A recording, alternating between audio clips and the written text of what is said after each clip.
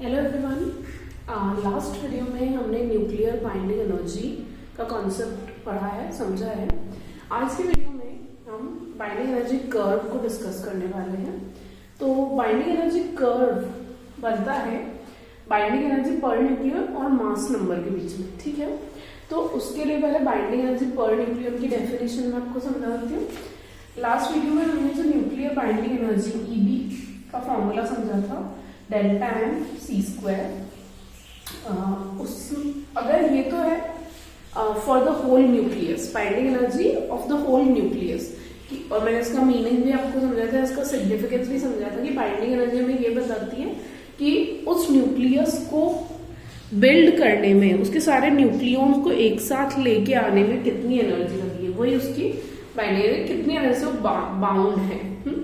ठीक है, तो वो बताता है ये पूरे न्यूक्लियस की बाइंडिंग एनर्जी। लेकिन अगर आप बाइंडिंग एनर्जी पर न्यूक्लियन निकालना चाहते हैं, इसको हम ईबीएन कहते हैं।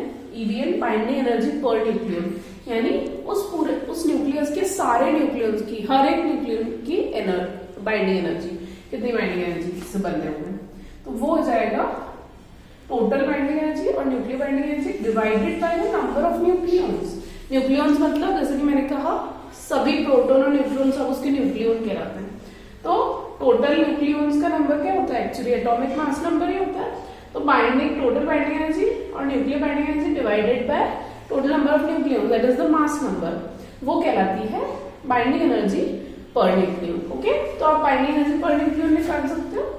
फिर when the graph of binding energy per nucleon with mass number, atomic mass number is plotted, then it is found to be a curve and of this type.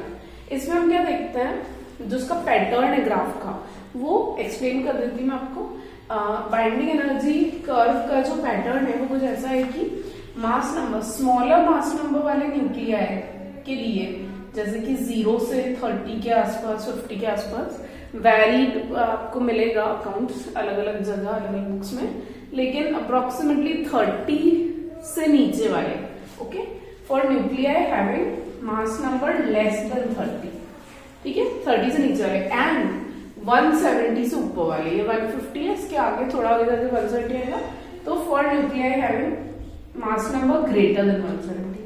So for nuclei having mass number less than 30 and mass number greater than 170, तो ये कहलाते हैं smaller मास nuclear और lighter nuclear. इनको दोनों कहा जाता है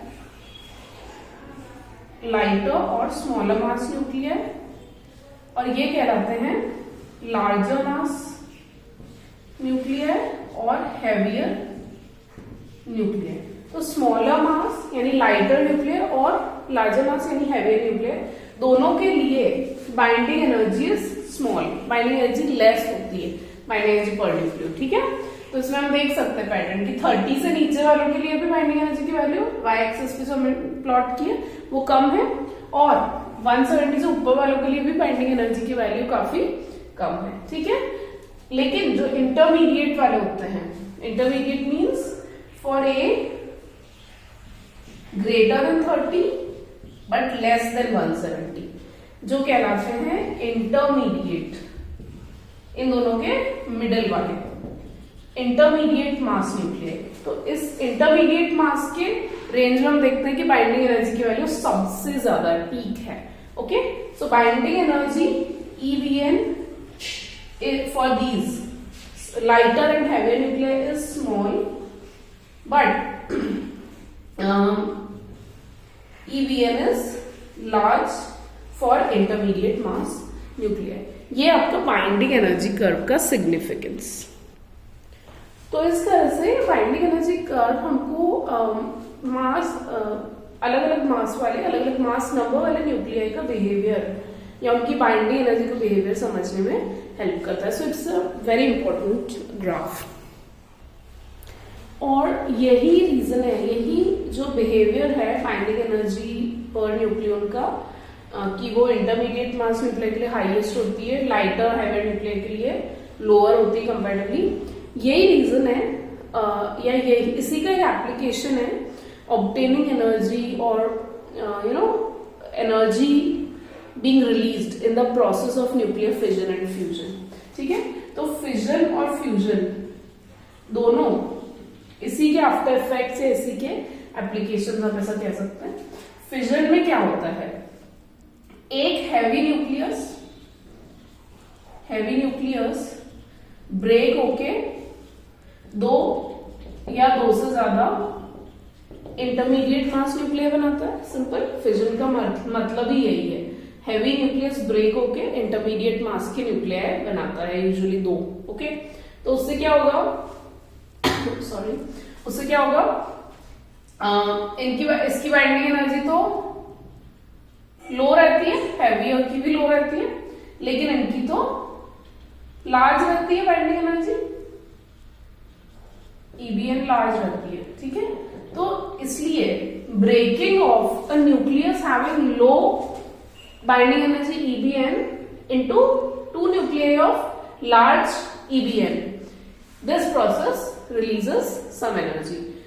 So इसीलिए फिजन में बहुत सारी एनर्जी रिलीज होती है, क्योंकि जो एनर्जी का डिफरेंस है कि भाई इसकी टोटल बाइंडिंग एनर्जी काफी लो है, हैवी न्यूक्लियस है, इसका नेचर है, इट इज नेचुरल, उसके नेचर से है, जबकि दो इंटरमीडिएट मास न्यूक्लियर की अपनी अपनी लार्ज एनर्जी है और उनकी जो टोटल बाइंडिंग एनर्जी है वो इसके कंपैरिजन में ज्यादा है। ठीक है, तो वो जो डिफरेंस ऑफ एनर्जी होगा इनकी टोटल EBN और इसकी टोटल EBN, वो जो डिफरेंस होगा उनके बीच में, वो किस फॉर्म में निकलेगा, वो हीट या एनर्जी के फॉर्म में हमें मिलता है फिजन के प्रोसेस में। ठीक है, अब सेम प्रोसेस होता है फ्यूजन में।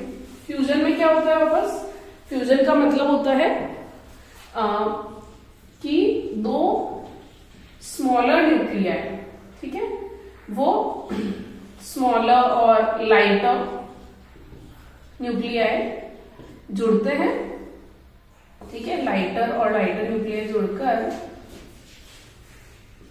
बनाते हैं एक इंटरमीडिएट मास न्यूक्लियस। ओके, तो वापस वही बात हो गई इसमें भी कि जैसे कि मैंने थोड़ी देर पहले बताया था कि लाइटर न्यूक्लियाई की बाइंडिंग एनर्जी तो लो होती है, तो दोनों की लो है, लेकिन जो ये न्यूक्लियस बना रहे हैं इंटरमीडिएट मास वाला, उसकी बाइंडिंग एनर्जी तो लार्ज या हाई है।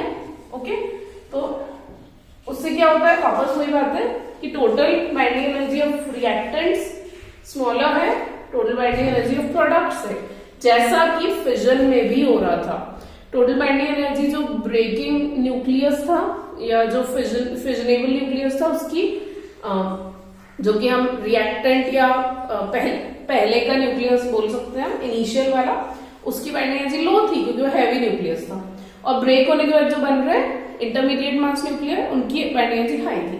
यहाँ भी वही हो रहा है, यहाँ जो आपके फ्यूजन वाले न्यूक्लियर हैं, इनिशियल न्यूक्लियर या रिएक्टिंग न्यूक्लियर या आप जिनको रिएक्टेंट्स बोलते हैं, वो लाइटर होने की वजह से उनकी बाइंडिंग एनर्जी लो है कंपेयर टू जो प्रोडक्ट न्यूक्लियस बन रहा है, डॉटर न्यूक्लियस बन रहा है, क्योंकि इंटरमीडिएट मास का है, तो उसकी बाइंडिंग एनर्जी ऑब्वियसली लार्ज होती है।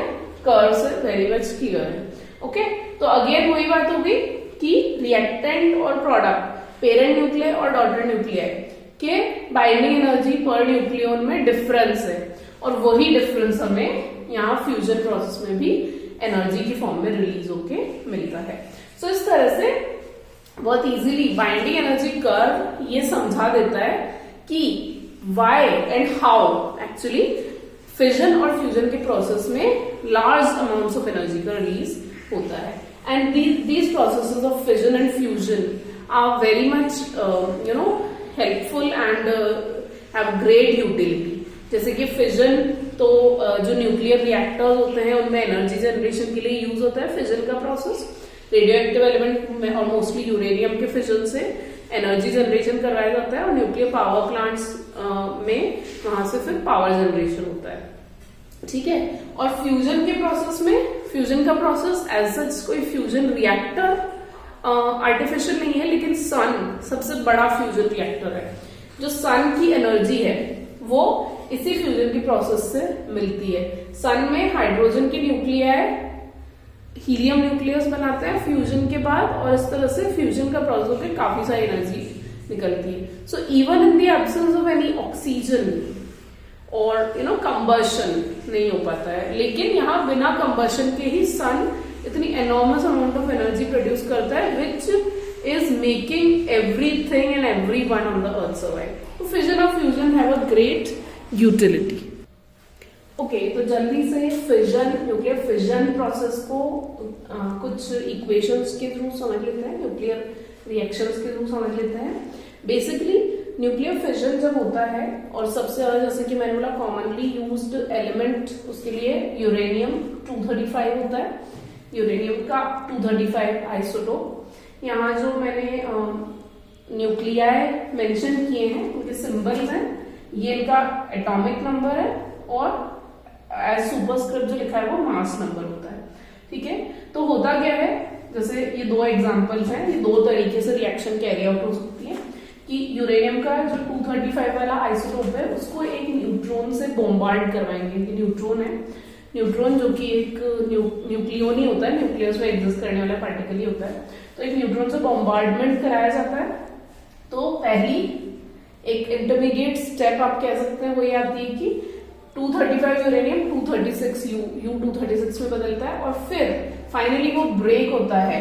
जैसे आप देख रहे हैं हैवी है, इसका मास नंबर 236 है। हमने क्या पढ़ा था, जो बाइंडिंग एनर्जी कर्व के हिसाब से सबसे ज्यादा जो बाइंडिंग ईबीएन होता है, ईबीएन हाईएस्ट होता है, लार्ज होता है, वो 170 30 से 170 मास नंबर वाले न्यूक्लियर का होता है। तो यहाँ 236 तो 170 से ऊपर है ना। तो A लेस देन 30 और A greater than 170, A less than 30 और A ग्रेटर देन 170 के लिए लो ईबीएन होता है। ठीक है, तो ये तो ईबीएन हाई वाली कंडीशन है और ये है ईबीएन लो वाली कंडीशन। तो यहां आप देख सकते हो ये तो हैवियर है, इसलिए इसका बाइंडिंग एनर्जी ईबीएन लो होगा। ठीक है, और जब ये ब्रेक होगा, इसका फिजन होगा, तो ये इंटरमीडिएट इस रेंज वाले दो न्यूक्लियर में ब्रेक हो रहा है। आप देख सकते हो इंटरमीडिएट, एक बेरियम और एक क्रिप्टन है, लेकिन ये दोनों ही इंटरमीडिएट मास के हैं। ठीक है, और फिर साथ में इसमें निकलते हैं 3 न्यूट्रॉन भी। ये भी एक बाय प्रोडक्ट है, न्यूट्रॉन्स भी। न्यूट्रॉन में फिजन रिएक्शन में रिलीज होते ही हैं, और साथ में निकलती है काफी एनॉर्मस, काफी लार्ज अमाउंट ऑफ एनर्जी। ठीक है, और वही हमारी न्यूक्लियर एनर्जी या फिजन एनर्जी है। इसी तरह से this equation can also go in another way. वो हो सकता है कि एक न्यूट्रॉन है, उसको उससे हमने बॉम्बार्ड कराया यूरेनियम 235 न्यूक्लियस को, वो अगेन वही एक इंटरमीडिएट स्टेप है U236, और फिर वो ब्रेक हुआ वापस से। एक तो एसबी एंटीमनी और नियोबियम 99 वाला मास नंबर है, 133 और 99, अगेन वो इसी रेंज में आ रहे हैं, और साथ में यहाँ 4 न्यूट्रॉन निकल रहे हैं, और साथ में अगेन जैसे कि मैंने बोला बहुत सारी एनर्जी निकलती है। ठीक है, तो इस तरह से फिजन की process it could any way और some other ways also there are, but मैंने यहाँ आपको 2 ही एग्जाम्पल दिए। So this is how fission takes place. अब हम फ्यूजन के प्रोसेस को समझ लेते हैं। ओके, जल्दी से न्यूक्लियर फ्यूजन के प्रोसेस को समझ लेते हैं। जैसे कि मैंने बोला था, फ्यूजन का मतलब होता है स्मॉलर न्यूक्लियर जोड़कर इंटरमीडिएट मास न्यूक्लियर बनाते हैं। ठीक है, तो यहाँ पर जो सन में जो फ्यूजन रिएक्शन होती है, sun which is the ultimate source of energy इसको बोलते हैं, वो क्या मैकेनिज्म होता है वो यहाँ हम समझने की कोशिश करेंगे। देखिए, सन में जो रिएक्शन हो रही है, सन में हाइड्रोजन है, उसके कोर में हाइड्रोजन है और बहुत हाई टेम्परेचर है। ठीक है, तो वही हाइड्रोजन के न्यूक्लियाई कंबाइन हो जाते हैं, फ्यूजन हो जाता है उनका, वो हाइड्रोजन का एक आइसोटोप 1H2 बनाते हैं। वही चीज है, ये जो सबस्क्रिप्ट या लोअर स्क्रिप्ट में दिया हुआ है वो एटॉमिक नंबर है, और जो अपर स्क्रिप्ट या सुपर स्क्रिप्ट में दिया हुआ है वो एटॉमिक मास नंबर है। तो हाइड्रोजन के न्यूक्लियर कंबाइन होकर हाइड्रोजन का ही आइसोटोप 1H2 बनाते हैं। साथ में बनाते हैं इलेक्ट्रॉन का एंटी पार्टिकल पॉजिट्रॉन, जिसको कहते हैं पॉजिट्रॉन। ये बिल्कुल आइडेंटिकल टू इलेक्ट्रॉन होता है, इसका मास, इसका चार्ज सब कुछ इलेक्ट्रॉन जैसा ही होता है, बस इसका नेचर इलेक्ट्रॉन के ऑपोजिट होता है। इलेक्ट्रॉन का चार्ज पॉजिटिव होता है, इसका इलेक्ट्रॉन का चार्ज नेगेटिव होता है, इसका चार्ज पॉजिटिव होता है, इसलिए इसको पॉजिट्रॉन कहते हैं और ये इलेक्ट्रॉन का एंटी पार्टिकल है. It is different from proton. Remember that proton और इलेक्ट्रॉन का मास अलग अलग होता है, लेकिन इलेक्ट्रॉन और पॉजिट्रॉन का मास बिल्कुल सेम होता है, बस चार्ज का नेचर अलग है. चार्ज का अमाउंट भी सेम है, सिर्फ नेचर डिफरेंट है. फिर एक होता है न्यूट्रिनो. ये भी एक न्यूक्लियर पार्टिकल ही है, ठीक है, जो न्यूक्लियर रिएक्शंस में ही मिलता है और साथ में निकलती है 0.42 मेगा इलेक्ट्रॉन वोल्ट के बराबर एनर्जी. फिर ये जो पॉजिट्रॉन जनरेट हो रहे हैं वो इलेक्ट्रॉन के साथ कंबाइन होते हैं, क्योंकि दोनों एक दूसरे के एंटी पार्टिकल एक दूसरे को नलिफाई कर देते हैं चार्ज के सेंस में. तो ये नलिफाई होके या एक दूसरे से कंबाइन होके गामा रेज या गामा रेडिएशन निकालते हैं, इसको गामा पार्टिकल भी कह दिया जाता है, बट है ये फॉर्म ऑफ एनर्जी की. ठीक है, साथ में 1.02 मेगा इलेक्ट्रॉन वोल्ट एनर्जी निकालते हैं. फिर ये जो 1H2 बना था फर्स्ट स्टेप में, ये अगेन हाइड्रोजन, ये भी हाइड्रोजन की आइसोटोप है, ये भी हाइड्रोजन ही है, कंबाइन होके फाइनली ये 2He3 यानी हीलियम न्यूक्लियस बनाते हैं, गामा रेडिएशन या गामा फॉर्म ऑफ एनर्जी, और 5.49 mega electron volt of energy भी रिलीज करते हैं. देन ये जो हीलियम बनती है, ये भी हीलियम का एक आइसोटोप है. हीलियम के आइसोटोप अगेन कंबाइन होते हैं, फ्यूजन ही हो रहा है हर स्टेप में, और वो फाइनली 2He4 हीलियम बनाते हैं और साथ में हाइड्रोजन भी रिलीज होती है और साथ में 12.86 mega electron volt energy release होती है. अब ये जो चारों स्टेप्स हैं, ये ट्वाइस और 4 times, some steps are combined twice, some 4 times, और उन सबका ओवरऑल रिजल्ट जो होता है वो इस एक रिएक्शन में हमें मिलता है. और ये फाइनल वो रिएक्शन है जो सन में एनर्जी जनरेशन को, या स्टार्स में फ्यूजन से एनर्जी जनरेशन, सन भी एक स्टार ही है, ओके, हम उसका एज अ रेफरेंस यूज करते हैं because we are more familiar with it, पर और भी स्टार्स में यही रिएक्शन होती है. तो वो रिएक्शन होती है 4 hydrogen nuclei combine to form 1 helium nucleus along with other byproducts like neutrino, gamma, and large amount of energy. In each combination of this reaction, for each 4 hydrogen nuclei combining, there is 26.7 mega electron volt approximately of energy being released. So it is an enormous amount of energy. This is how fusion takes place. And जो sun, जो हम कहते हैं, it is burning, giving us heat, giving us light. यहाँ oxygen का कोई भी role नहीं है, कंबशन का कोई भी रोल नहीं. कंबशन जो हम हमारे डे टू डे लाइफ में बर्निंग प्रोसेस जो होता है वो कंबशन होता है, लेकिन यहाँ उसमें ऑक्सीजन का कोई रोल नहीं, कोई कंबशन नहीं. यहाँ सिर्फ हाइड्रोजन कंबाइन हो रहे हैं, फ्यूजन हो रहा है और वो हीलियम बना रहे हैं और साथ में एनर्जी रिलीज होती है. धीरे धीरे क्या होता है, हाइड्रोजन जो होती है वो हीलियम में चेंज होती जाती है उस स्टार में. सन जैसे और भी स्टार्स हैं उनमें प्रोसेस होता रहता है, कई करोड़ साल तक चलता है.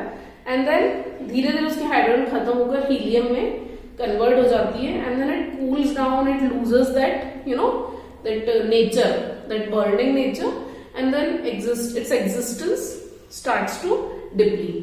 तो वो डेथ ऑफ अ स्टार कहलाता है. लेकिन अभी सन काफी टाइम तक रहेगा. So this is how our sun is giving us energy which makes whole earth go round as it is. Okay?